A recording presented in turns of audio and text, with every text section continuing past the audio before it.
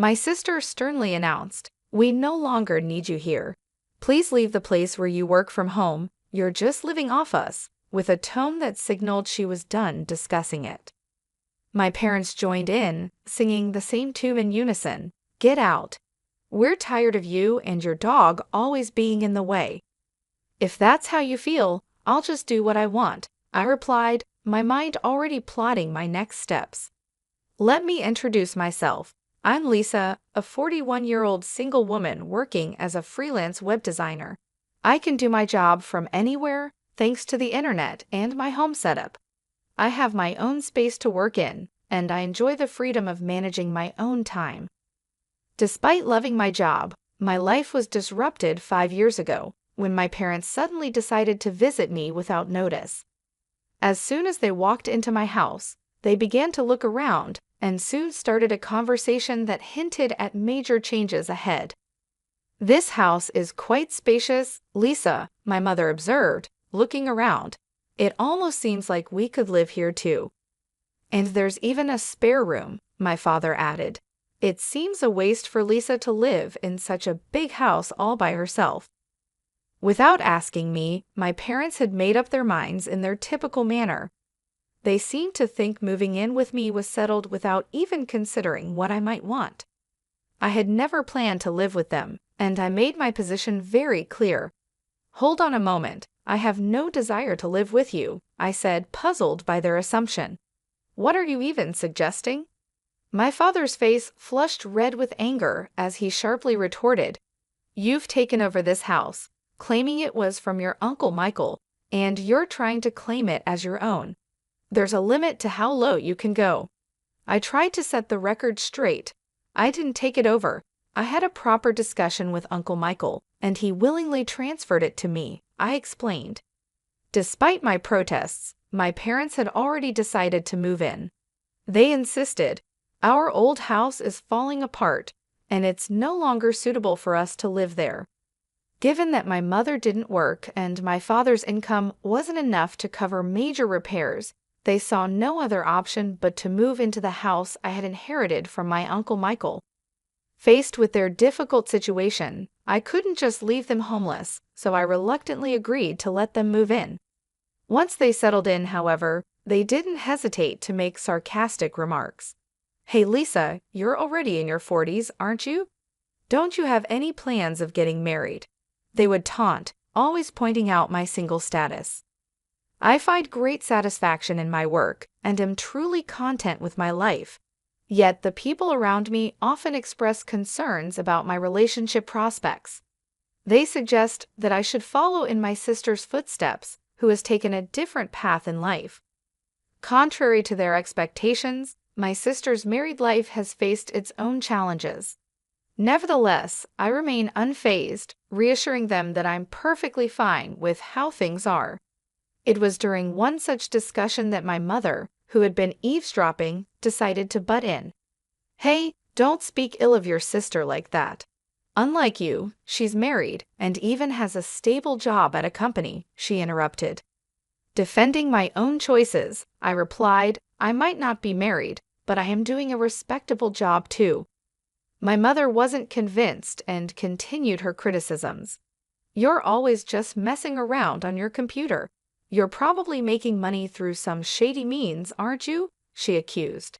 Despite their doubts and criticism, I continued to live my life according to my own terms, valuing my independence and the career I've built. I quickly responded, "Shady? I'm earning my living honestly through legitimate work. There's no need to worry." My mother was not pleased with my reply and scolded me sharply, "How dare you talk back to your mother? You really are the complete opposite of your sister." This constant comparison of me to my sister by our parents was something I had become used to. While my sister worked a temporary office job, I had chosen a different path that allowed me to work from home. Although I knew our parents' generation might not fully understand the concept of remote work, it still hurt to be consistently belittled. However, one day while I was preparing dinner, instead of my perpetually idle parents, the doorbell rang unexpectedly. To my surprise, it was my sister Carol, burdened with a massive amount of luggage. "Hub, Carol, what's going on? It's been a while," I greeted her, taken aback by her sudden appearance. "This is sudden, but I'll be living in this house from today," Carol replied with urgency. Baffled, I blurted out, "Living here from today? I didn't hear anything about this." Carol explained, "Didn't Mom and Dad tell you? I got divorced, so I'll be counting on you from today." Despite my initial shock, I tried to maintain a welcoming demeanor. Ignoring my startled reaction, Carol trudged upstairs and promptly claimed an empty room as her own. My parents sided with her, and I found myself powerless to object. From that moment on, my stress levels began to rise. Carol, after her divorce, had quit her job and spent her days speaking ill of me with our mother. "Hey Mom, isn't this dress cute?" Carol would ask, showing off her latest shopping find. "Oh yes indeed, Carol. You're so pretty, it will definitely suit you," our mother would respond enthusiastically. Then Carol would turn to me and remark, "Do you think so too? It's totally not something Lisa would wear, right?" Unable to escape their critical gaze, I continued to live my life without reacting to their taunts. Despite the desire to retaliate, I realized that it would only play into their hands. So I remained steadfast and unresponsive to their attempts to provoke me. One fine day, I knew I had to stay strong and keep focusing on my own happiness, regardless of the negativity around me. I found myself in a truly heartwarming situation when one of my closest friends became the proud owner of a litter of 4 adorable puppies. This significant event sparked a series of changes that would enrich my life tremendously. The moment I saw those precious pups, I felt a deep connection. After careful thought, I decided to adopt a little black Chihuahua from the litter. I named him Charlie. Charlie was a bundle of joy, his round eyes sparkling with mischief. Every time he looked at me, his tail wagged so vigorously it seemed it might just detach in his excitement.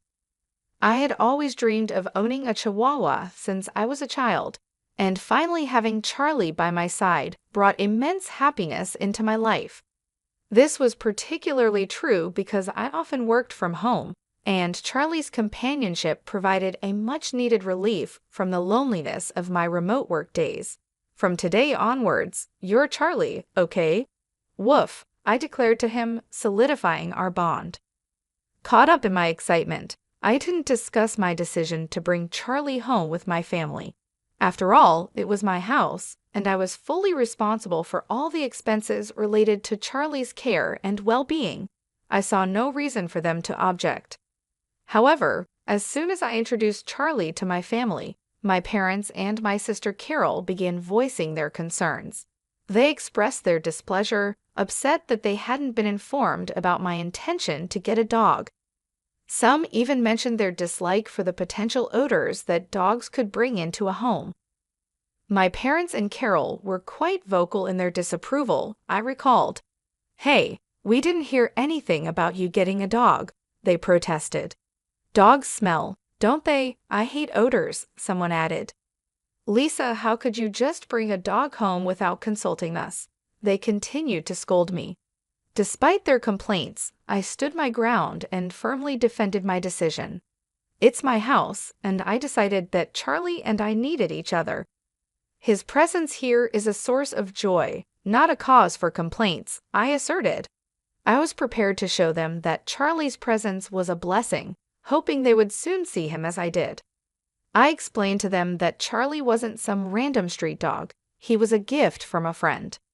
I also emphasized that I was the one covering all the expenses for Charlie's care and maintenance, so they really had no grounds to complain. "What I choose to keep in my house is my business," I added firmly. "If you have any complaints, you're free to leave." Initially, their annoyance was clear. They were visibly frustrated and upset. However, within just a few hours, a miraculous change occurred. Charlie's undeniable cuteness completely won them over. They couldn't stop doting on him, playfully asking, "Aren't you cute? Are you mummies, daddies, or are you sissies? Look over here, sweetheart." It was as though their frustration had just evaporated into thin air. My entire family had fallen head over heels in love with Charlie, and his presence managed to bring about a remarkable transformation in their attitudes. From that point on, our home was filled with constant adoration for Charlie.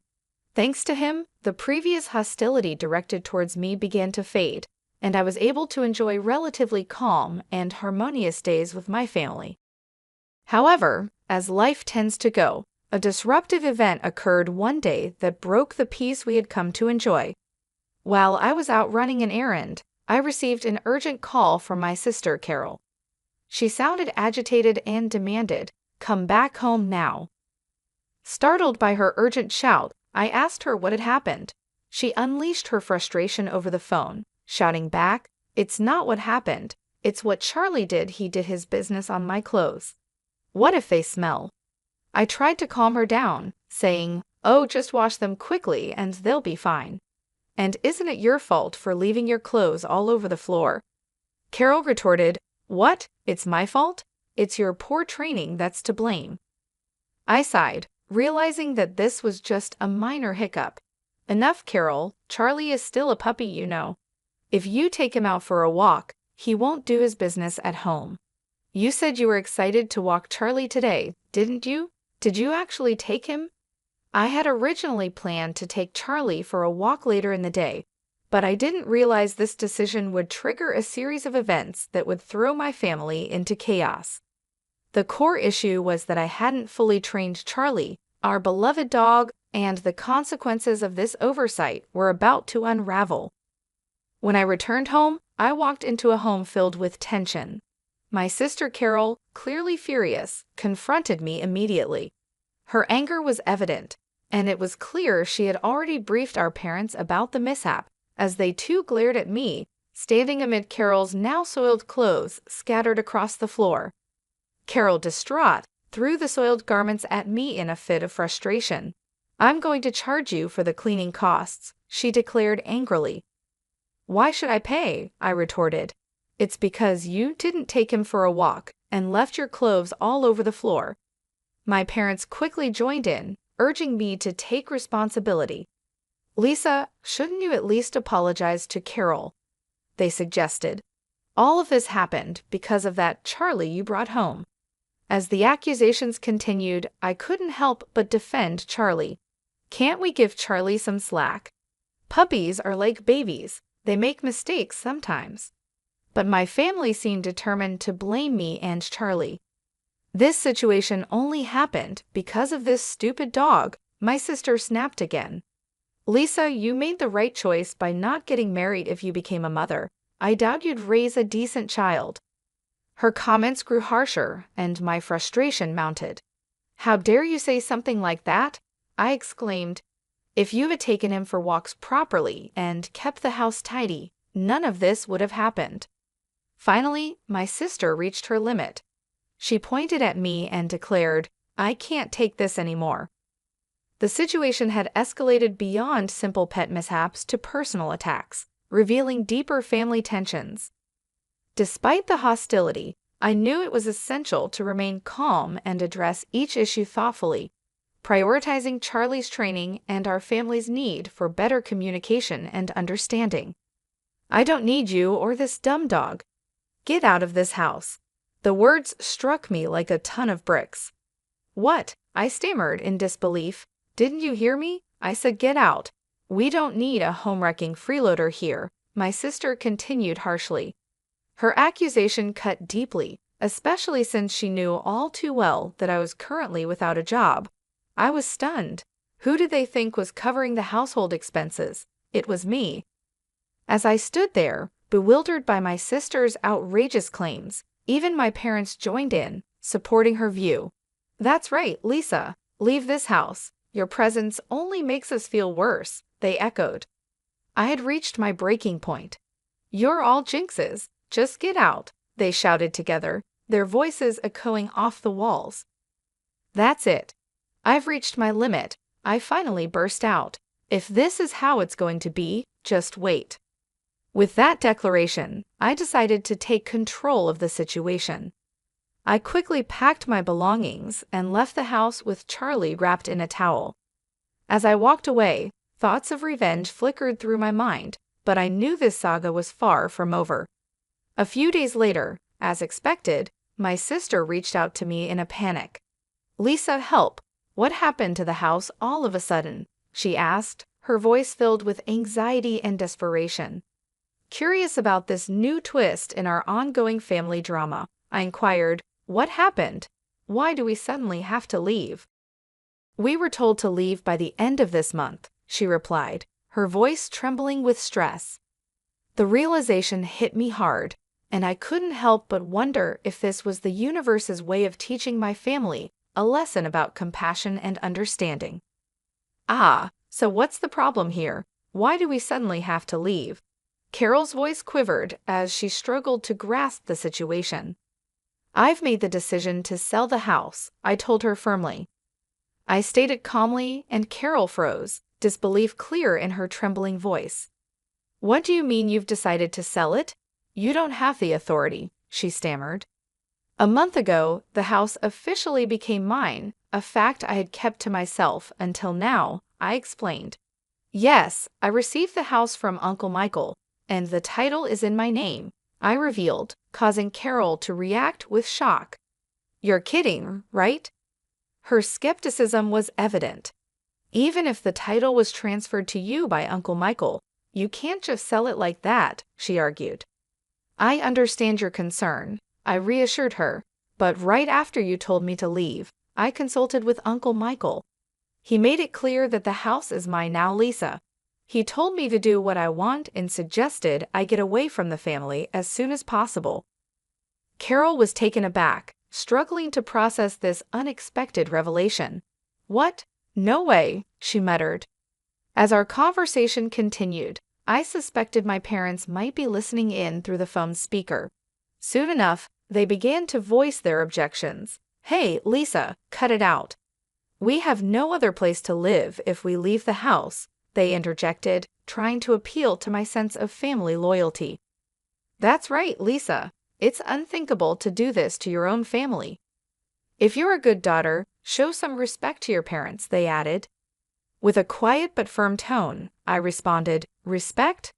What are you talking about? You've always looked down on me compared to Carol. Who do you think has been supporting your life for the past few years? You all had nowhere to live, so I reluctantly let you stay with me." My parents were momentarily silenced by my strong response. Without waiting for their reply, I contemplated the implications of my decision, ready to enforce the boundaries that were long overdue. I continued, "Who treated me and Charlie like nuisances and kicked us out? It was you, wasn't it? Trying to drive out the original resident is shameless." My father, his voice full of plea, responded, "Please, Lisa, help us. We're sorry." But I had had enough. "I don't care. Fend for yourselves," I said resolutely.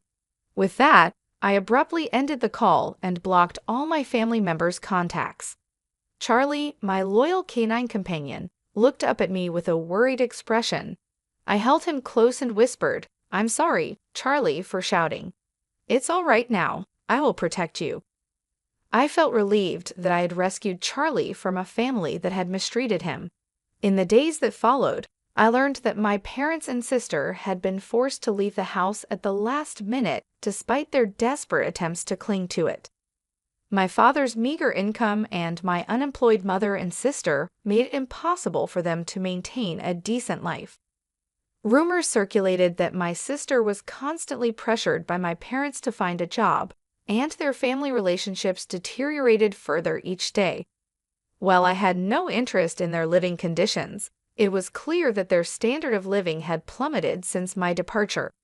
It was a classic case of reaping what they had sown, and I couldn't help but feel a sense of vindication. Meanwhile, I enjoyed a fulfilling life in my new pet-friendly apartment, free to work on my terms without anyone complaining. All my earnings were solely for myself and Charlie. I was genuinely content with my life.